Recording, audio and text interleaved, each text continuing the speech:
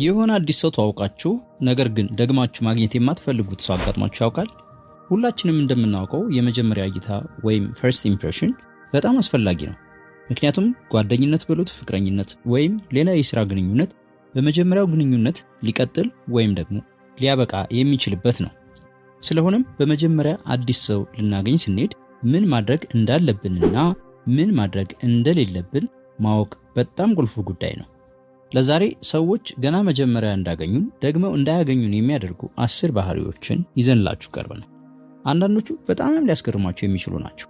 ሌሎቹ ደግሞ እኔም ሰው እንደዚህ ሲያደርግ አልወድም የምትሏቸው ናቸው። እናም አዲስ ሰው ስታገኙ ማድረግ የሌሉባችሁን ነገሮች ልብ ብላችሁ እወቋቸው። አንደኛ፣ ከስልክ አለመላቀቅ። ብዙዎቻችን አዲስ ሰው የሚሆን ሌሎች ሰዎችን ቀጥረን በቀጠሮ ቦታ ደርሰን ካገኘናቸው በኋላ በጣም የሚያስቸግረን ነገር ቢኖር ከስልካችን ላይ መላቀቅ አለመቻላችን ነው። አንድን ሰው ለመጀመሪያ ጊዜ ስታገኙ እነዚያ ሰዎች የእናንተን ሙሉና ያልተከፋፈለ ትኩረት የሚፈልጉ ሰዎች መሆናቸውን እወቁ። በተደጋጋሚ ስልካችሁን የምታዩ ከሆነ፣ ቴክስት የምታደርጉ ከሆነ ወይም ደግሞ ሶሻል ሚዲያ የምትጠቀሙ ከሆነ ይህ በቀጥታ የሚያሳየው ለነዚያ ሰዎች ፍላጎት እንደሌላችሁና በሚያወሩት ነገር ደስተኞች እንዳልሆናችሁ ነው። ይህ በጣም አስቸጋሪውና መጀመሪያ ግንኙነትን የሚያበላሽ ነው። ስለሆነም በሚቀጥለው አዲስ ሰው ልትተዋወቁ ስትሄዱ መጀመሪያ የስልካችሁን ስክሪን መቆጣጠር ይኖርባችኋል። ስልካችሁን መጠቀም በኋላ የሚደርስ ነገር ነው። ነገር ግን ያገኛችሁትን ሰው ደግማችሁ ላታገኙት እንደምትችሉ ማሰብ ይኖርባችኋል። ሁለተኛ፣ የሰዎችን ሐሳብ ማቋረጥ ወይም ብዙ ማውራት። ሁሉም ሰው መደመጥና የራሱን አስተያየት መስጠት ይፈልጋል። ወሬውን ስታቋርጡት ወይም ደግሞ ዝም ብላችሁ በላይ ስታወሩ፣ በተለይም አዲስ ሰው ሲሆን እናንተን እንደ ባለጌና ሰው እንደማታከብሩ አድርጎ ያያችኋል። እናንተም የምታወሩት ነገር በጣም አስፈላጊና እነሱ ያላቸው ሐሳብ ግን ያን ያህል እንዳልሆነ የሚያሳይ ነው። ይህ በቀጥታ ሰዎቹ ደግሞ እንዳያገኙን የሚያደርግ ነው። ስለዚህም ሁልጊዜ ማስታወስ ያለባችሁ ነገር ቢኖር ንግግራችሁ የሁለትዮሽ መሆኑን ነው። በተለይ ከመናገራችሁ የበለጠ ማዳመጥ እንዳለባችሁ ማስታወስ በጣም አስፈላጊ ነገር ነው። በተጨማሪም የነሱን አስተያየት በአትኩሮት ማየትና መቀበል አክብሮታችሁን እንዳሳያችኋቸው የሚቆጠር ነው። ሶስተኛ፣ የአይን ላይን ግንኙነት አለመፍጠር። አንድ ሰው ለመጀመሪያ ጊዜ ስታገኙት አይናችሁ የሚቅበዘበዝና እዚያም የሚያይ ከሆነ ወይም ደግሞ እነሱን በቀጥታ በአይናቸው ትይዩ የማታዩቸው ከሆነ ያልተረጋጋችሁ ወይም ደግሞ አይን አፋርና የምትናገሩትን ነገር በትክክል የማታውቁ ያስመስላችኋል። በእርግጥ የአይን ላይን እይታ ሲደረግ ምቾት የሚነሳና የማፍጠጥ አይነት መሆን የለበትም። ነገር ግን አይን እያየን ስናወራ ሰዎቹን በትክክል እንደቀረብናቸው እንደተረዳናቸውና እየተከታተልናቸው እንደሆነ ያሳያል። ነገር ባይን ይገባል አይደል የሚባለው። እንዲህ አይነት ልማድ ሲኖር እምነትና ትስስርን ያጠናክራል።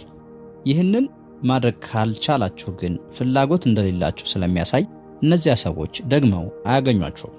አራተኛ፣ ሲበዛ አሉታዊ መሆን። አንጎላችን ከአዎንታዊ ነገሮች ይልቅ ለአሉታዊ ነገሮች ምላሽ ለመስጠት በጣም ፈጣን ነው። ስለሆነም አዲስ ሰው በምታገኙበት ጊዜ ሁልጊዜ የምታማርሩ ወይም መጥፎ ነገሮች ላይ ብቻ ትኩረት የምታደርጉ ከሆነ ሰዎቹ እናንተን በአሉታዊነት የማስታወስ ዕድላቸው ሰፊ ይሆናል። ይህ ማለት ግን ለሁሉምና እውነታ ለሌለው ነገር ወይም ደግሞ በእውነታ ላይ ላልተመሰረተ ነገር ሁሉ የግድ አዎንታዊ መሆን አለባችሁ ማለት አይደለም። ያጋጠማችሁን የህይወት ውጣ ውረድ፣ የገጠማችሁን ፈተና መካፈል ምንም ማለት አይደለም። ነገር ግን በዚያውም አያይዛችሁ አዎንታዊ የሆኑ ፍላጎቶቻችሁን፣ የሚያስደስቷችሁን ነገሮችና በጣም ጥሩ የምትሏቸውን ነገሮችም ማንሳት ይጠበቅባችኋል። ሰዎች በአጠቃላይ ከአዎንታዊና ጉልበት ከሚሰጡ ሰዎች ጋር ዝምድናና ግንኙነት መፍጠር በጣም ያስደስታቸዋል። ይህንን የሚያወርድባቸውም ሰው አይፈልጉም። አምስተኛ፣ በሰዎች ቦታ ሆኖ ነገሮችን አለማየት። ሰዎች እንደመሆናችን መጠን ማህበራዊ ፍጡሮች ነን።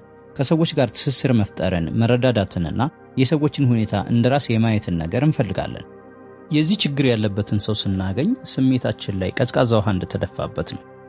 በእርግጠኝነት በሆነ አጋጣሚ የውስጣችሁን ጉዳይ አካፍላችሁት ወይም ለእናንተ በጣም አስፈላጊ የሆነ ነገር ነግራችሁት፣ ነገር ግን እናንተ ከጠበቃችሁት መልስ ውጪ የመለሰላችሁ ወይም ምንም የማይመስለው ሰው አጋጥሟችሁ ያውቃል? በጣም ያስደነግጣል አይደል? በሰዎች ቦታ ሆኖ ማየት ማለት በተነገራችሁ በሁሉም ነገር ተስማማላችሁ ማለት አይደለም። ነገር ግን የነገሯችሁን ልምድና ስሜታቸውን በእነሱ ቦታ ሆናችሁ ለአፍታም ቢሆን መረዳት ማለት ነው። ሰዎች ለኛ እንዲያደርጉልን የምንፈልገውን ነገር ለነሱ ማድረግ ማለት ነው። የሰዎችን ሁኔታ እንደራስ መረዳት ወይም ማየት ከሌሎች ጋር ትስስር ለመፍጠር በጣም ወሳኝ በመሆኑ በመጀመሪያ ግንኙነት ይህንን ማሳየት በጣም አስፈላጊና ሰዎቹ ደግሞ እንዲያገኙን ማረጋገጫ ሊሆን ይችላል። እንዲህ አይነት ባህሪ የማይታይብን ከሆነ ግን ሰዎቹ እኛን ደግሞ የማግኘት እድላቸው በጣም ያነሰ ነው።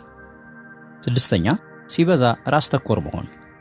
አንዳንድ ሰው የመጀመሪያ ቀን ስታገኙት የሚያወራችሁ ነገር ሁሉ ስለ ራሱ ብቻ ነው።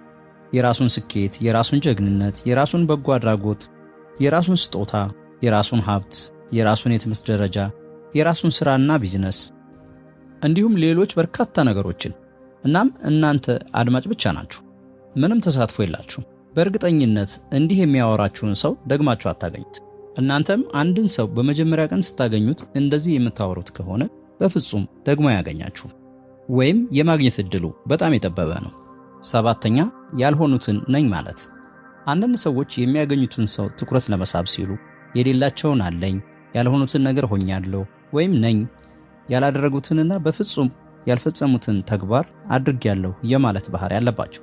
ስለሆነም የሆነ ሰው ለመጀመሪያ ጊዜ ስታገኙ ራሳችሁን ሁኑ። አዎ ሁላችንም ስህተቶችና ችግሮች አሉብን።